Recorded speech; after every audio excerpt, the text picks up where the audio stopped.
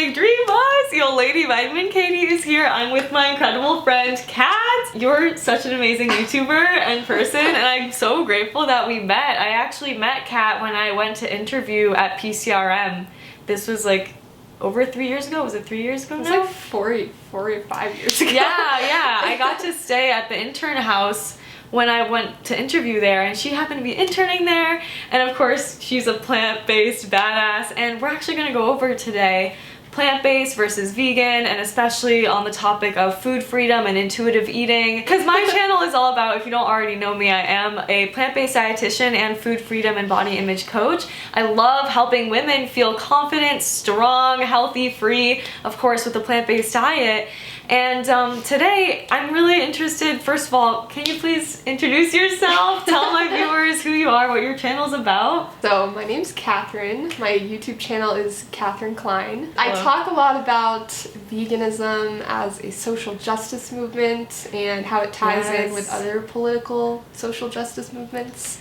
Yeah, I love how opinionated you are. I love how you like speak up about these controversial topics sometimes that I feel like I don't want to step on any toes. I don't want to make anyone uncomfortable. It's like so necessary for people like you to like tell people how it is, you know what I mean? Today I'm really excited to talk with you about this kind of merging between the ethics, the social justice, and just this whole movement with veganism, and how I can, you know, bring this into my practice and help you feel like you're coming towards a vegan diet from a really empowered place. I actually came to veganism through the health angle. As do many. So I started out like passionate about plant-based nutrition, but then as I started to learn more about the industry, it became an ethical thing. And over the years, I've realized the important distinction between plant-based and vegan. Of course, I love and appreciate people that identify as plant-based. That's awesome. But there is an important distinction because veganism is an ethical stance against animal exploitation. And it's not a diet. It just happens to extend to diet. And in the same sense, it also extends to lifestyle. So the types of makeup and cleaning supplies and whatever that you purchase. Right. You gotta make sure it's vegan. Clothes, yeah. But a lot of times people will say it's not a diet, it's a lifestyle. And I actually found that the term lifestyle is also kind of a misnomer because lifestyle implies that it's this personal choice. Because when I think of someone's lifestyle, you know, that's like their exercise habits, their hobbies, their interests. Which like, it could all be ties for some together. people, I guess, right, and it's just right. like a choice that they make. But veganism obviously like extends to lifestyle, but I think a more accurate term to describe it is a social justice movement because it is about the animals, and the word justice is in there, so it kind of takes that focus and puts it back on the animals. Thinking about like finding justice and really making this a political thing that we're taking a stand for when we are purchasing food. And there's obviously a lot of research showing that the more plant foods that we eat, the better, and obviously that's possible for us to be healthy doing that. The whole premise of veganism, just knowing that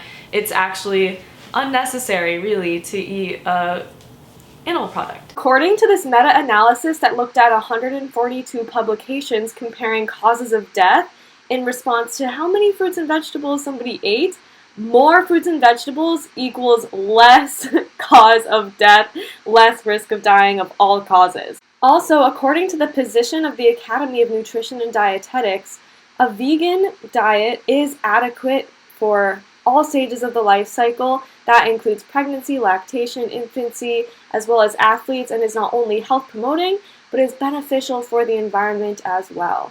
Yeah. So with that research that we have now and the technology that we have now to have so many plant-based options, I'd like to bring this back around to voting with your dollar. And when we think plant-based, I know a lot of people are like, oh, I eat a lot of vegetables, I eat a lot of plants, and yeah, I have a glass of milk here and there, I have my eggs still, I'll have like a little piece of fish, a little piece of meat.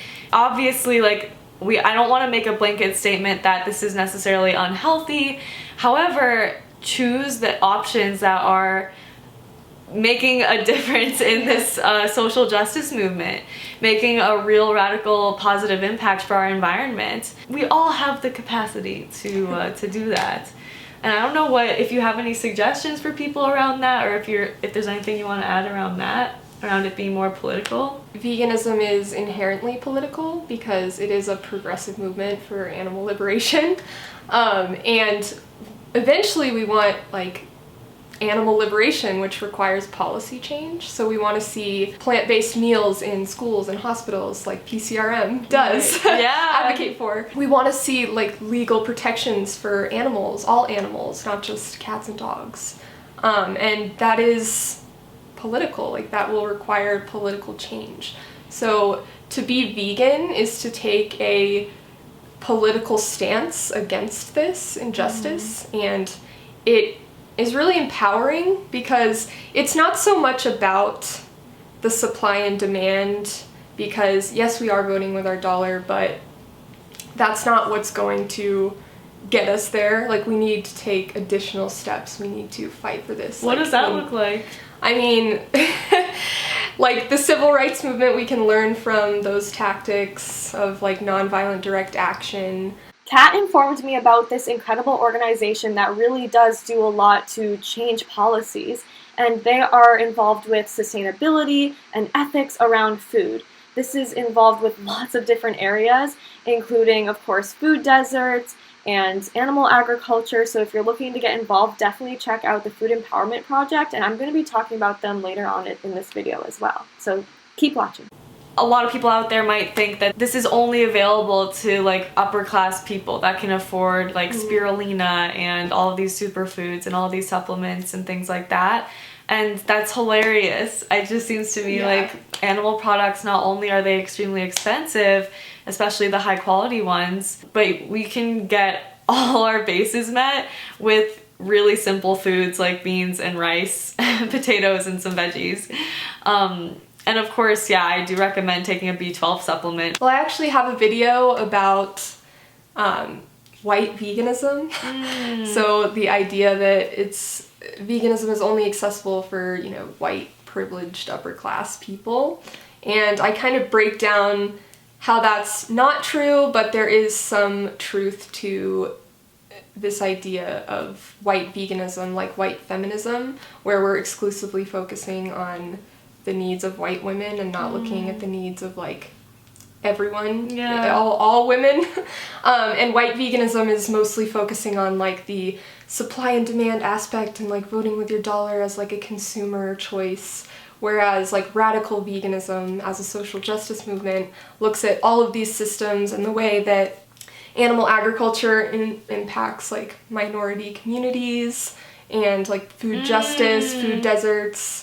And I think that while plant foods are cheap, there's an issue of being time poor. So when you're like really impoverished, you don't have a lot of time to prepare like healthy meals like rice and beans. Like a lot of times people live in food deserts and their only options are like cheap convenience foods and fast food. And it can be done. Like, you can be vegan in these areas if you're really dedicated, but you have to understand like how these people, their everyday life is like so challenging that demanding that they make this choice is like a harder ask than demanding that people like you and I, who are really privileged and can easily do this. That's why I think that we have even more of a responsibility, and then of course we have a responsibility to make it easier for everyone, to make it like accessible for everyone, especially in the areas that are right near these concentrated animal feeding operations.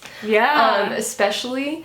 But also if you look at areas like food deserts in big cities, like they're not being directly impacted by the pollution from factory farms specifically, but they are being impacted by food policy, government subsidizing unhealthy, cheap animal products. Well, they're cheap because they're subsidized. So these communities are mostly have higher rates of obesity, diabetes, all these problems. So everything is connected. This is so good. Thank you for sharing this. Yeah, I love this point too, that we do have a responsibility, as privileged as we are, to help the movement make it so that underprivileged people have more access to ready available healthy plant-based options. Like, that's so brilliant. And of course, I was looking for articles that related the contamination of water in low-income communities from animal agriculture and that relationship to human health. When I looked for articles, the first article I found was actually an article going over the SARS epidemic. This was published in 2011. It discussed the pandemic being directly related to animal farming, animal agriculture, which is crazy that this relates so closely to COVID-19. It also states that as animal agriculture expands, as will the risk of another pandemic. And how is it that foods that are so expensive to produce, like meat and cheese and chicken nuggets, how are these so cheap on the dollar menu and for $1.50 at the school lunch line? These foods are subsidized by the government. That means that the government helps to fund production of these products, which studies have shown in a very prestigious medical journal in JAMA. Research shows that the more subsidized food that people eat, the higher risk of disease they have. So it's about time we did something about this. And there is a lot that we can do.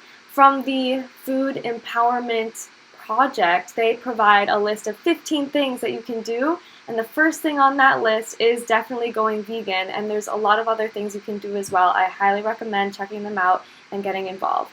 I just would love to tie this in with this idea of like, okay, we've got this ethical thing going on. We're really excited about making options better for impoverished places. We're really excited about animal liberation and fully choosing that.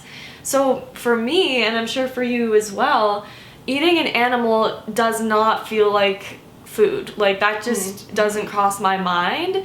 And when I talk on my channel and when I talk with my clients about enjoying an ice cream cone and enjoying a cookie and truly practicing food freedom, when I say that, I really directly am relating this to making sure that your ice cream and your cookies are vegan. And we're laughing because it's like, it just seems to me like, it just seems kind of uncomfortable, I guess, or awkward in a way for me to like be like, we're practicing food freedom and it's gotta be vegan.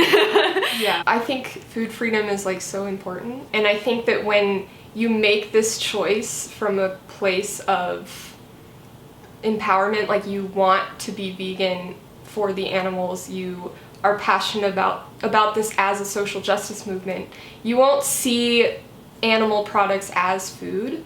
So you're eliminating like dairy-based ice cream from your options from a place of I just don't want that. Exactly. So it's not from a place of unhealthy restriction, because you can go and have a very delicious vegan ice cream. Right. And you get the same satisfaction, but you're also knowing that you're not contributing to Exactly. harm. Yeah, what my clients really experience working with me is this, oh my gosh, they feel so enthralled with how many things there are to try and how many different varieties of beans and all of the different options out there that they get to explore with, and recognizing that they feel a lot better choosing these other options and trying like tofu. What different ways can we make this? How can we make it taste good for us? It's just a really fun thing to get excited about and really passionate about. I've honestly never had a client be like, oh, like, you know, disappointed or feel really restricted, just because there's so many options now. Yeah. I really invite you to sit with yourself for a second around the idea of veganism being restrictive or veganism being extreme, and just with what Kat was saying of how, yeah, this is a social justice movement. We are contributing so much more than just for our own personal health and our own personal like flavor profiles. If it's something for you that still feels like really restricting, like you're like, oh my gosh, this is I'm not comfortable with this. This is overwhelming. I'm stressed out. I don't know how to, first of all, leave a comment down below because I'd love to answer whatever questions you have. But second of all, it's not something that necessarily needs to happen overnight, where you're just throwing all of your animal products out the window and then all of a sudden you're like, you know, this can be something that you get excited about slowly transitioning into, and just being really compassionate with yourself and learning more about this. I'm really excited that you've watched this video. I hope that you do check out Kat's channel. I of course will leave the information to her everything down below, and we're doing a right after this we're going to be talking about intuitive eating more in depth on her channel, so definitely go check that out. So wow, I'm so excited. Thank you. Is there anything else that you want to add? Yeah, I thought while you were talking, it reminded me that it really, like, when I went vegan, it was so fun, like trying these new foods, and I don't feel deprived at all. Like, I really feel like I can eat whatever I want. Like, there's just an abundance of food. So when people say it's extreme and restrictive, I think that's just coming from a place of like not knowing how abundant. Yeah. Like, it's like before I went vegan, I had no idea that there were all these options available. So I understand that it's overwhelming at first, but once you explore and like come at it from a place of like excitement and I get to try all these new things. Once you like discover all these new things, you can just incorporate those into your new life. Yeah. And it's really not like you don't feel deprived. I thought that veganism was so extreme. I was like, I'm never giving up cheese. You know, we've all been there. We're like, I'm never giving up cheese. Ice cream is my favorite food ever, and if you thought that I was gonna give that up, you are crazy. So I love ice cream, I love cheese, like I get it. Grilled cheese, all these things are available. Just vegan, last night, that Miyoko's, the Miyoko's like sun-dried tomato cheese, like people, so there's good options now. I went vegan in 2011, January, it was a New Year's resolution, so back then, weren't that many options, and I thought I was gonna suffer. But honestly, like, it's been really fun, and I'm really excited about it, so. You will be too.